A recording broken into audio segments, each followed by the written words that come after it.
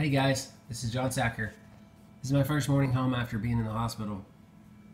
So I was going to give you a little bit of background on what happened.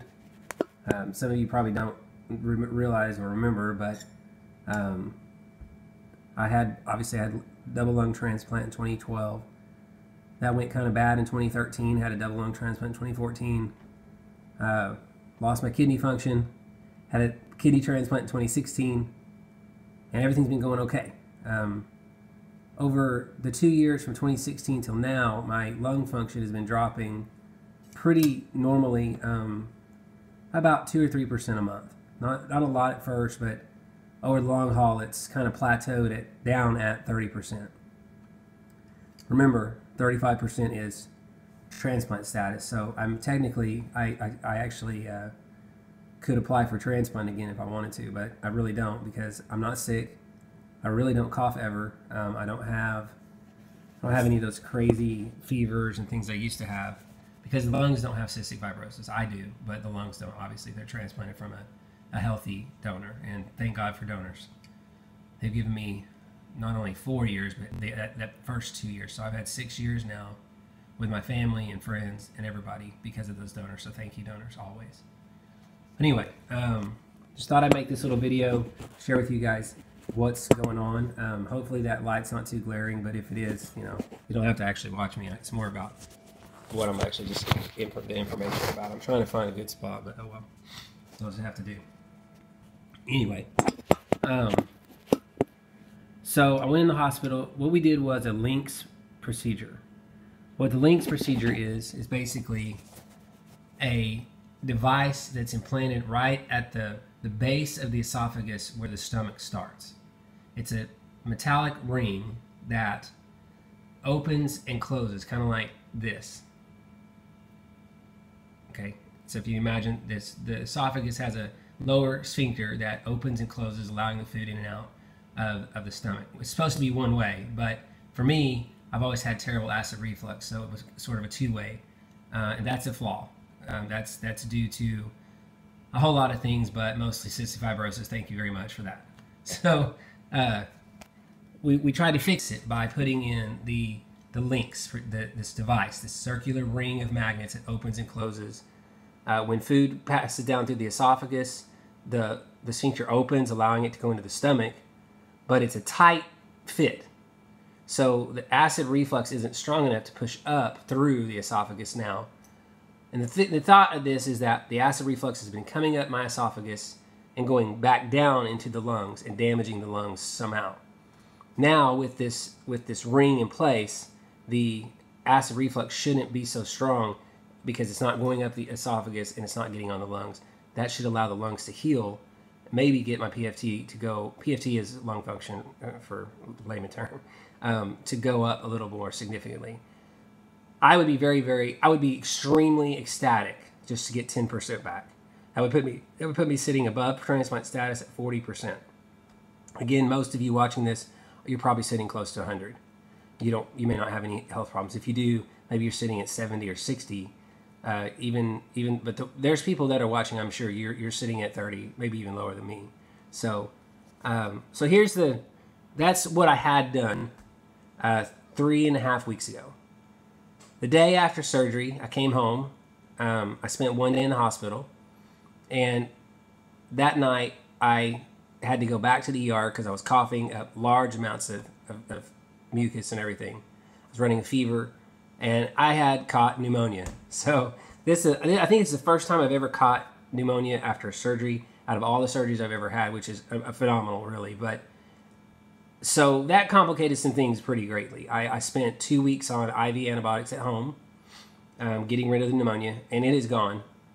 But pneumonia takes its toll on you. Obviously, I'm really tired now. I'm going to have to take weeks just to build up my endurance level. Well, on the day that I was healthy, it was a Thursday. I had the surgery on a Wednesday. On a Thursday, I was healthy. I didn't know I had pneumonia, so I didn't have any symptoms. I accepted a brand new job. And I was going to start on the 1st, which was the next Monday, but that obviously didn't happen. The job is not in jeopardy, but it added a little bit of stress. When you tell somebody you're going to be there, you kind of want to be there. So it's one of those things where it just was what it was.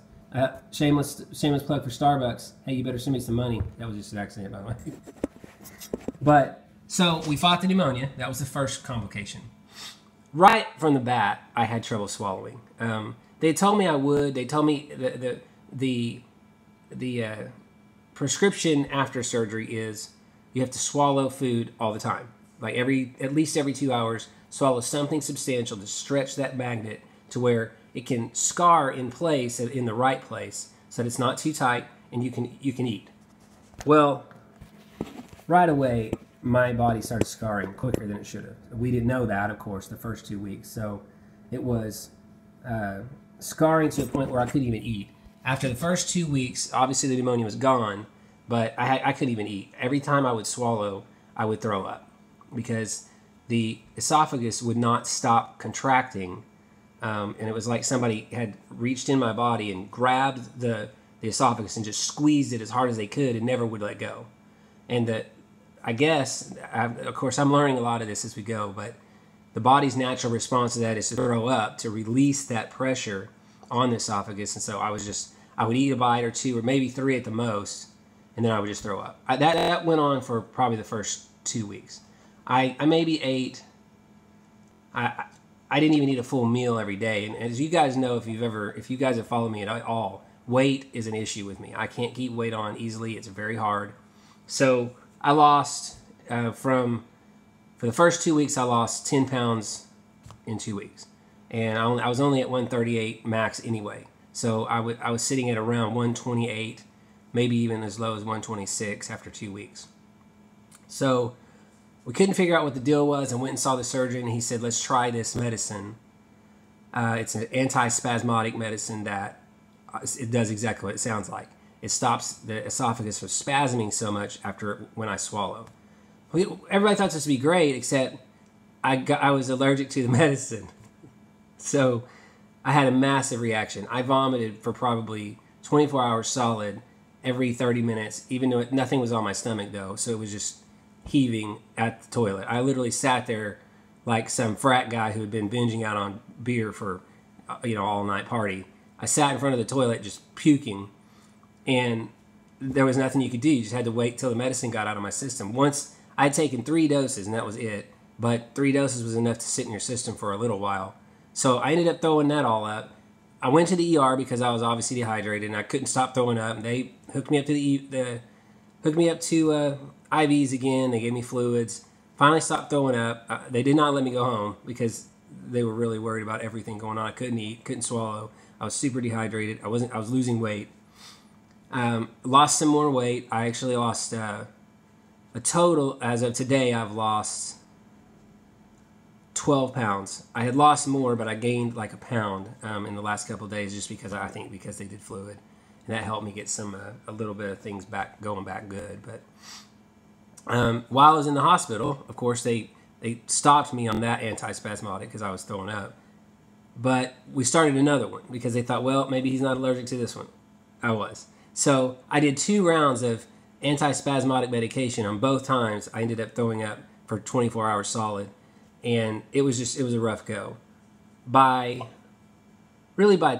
Tuesday of this week, I had decided we're going to reverse this surgery because I can't eat. I can't drink anything. I'm getting dehydrated. I'm obviously losing a ton of weight. And I'd gotten to the limit where I don't want to lose more than 15 pounds. That's going to put me in a very dangerous spot for fall, being flu season, and I need my health. I need the energy to be able to beat whatever's going to hit me because it's flu, and it's flu season and cold season, and everybody goes to work at a church sick, and people like me will catch it. So, PSA: stay home if you're sick.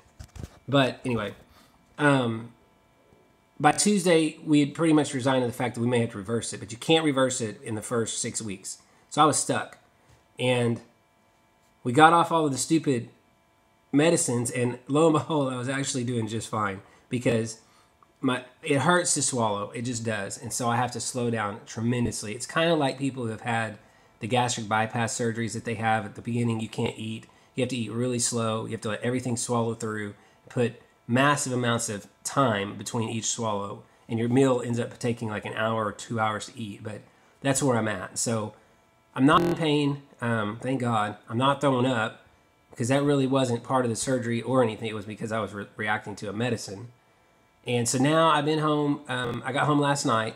We went straight from the hospital to Hideaway Pizza, where we saw our pastor Fuller and his family, which was awesome. That was by accident, but I ate 2 pieces of pizza. I ate some mushrooms. It just takes a very long time to eat. But overall, I kind of want to just do this video to give you guys a heads up. I'm doing very well now. We are excited to see if this LINX procedure is going to do what we hoped it would do. I've got probably 6 to 8 more weeks of recovery just to work out the muscles and the constricting and the problems that come from just the device itself. But all of those are supposed to be there, and that's good. It does hurt to swallow, but that will eventually go away. What we don't know is, are we going to gain lung function from this device? Is it going to stop the reflux? So that's what we're going to be watching the next couple weeks. As always, I need your prayers and support, and just remember, this life is awesome.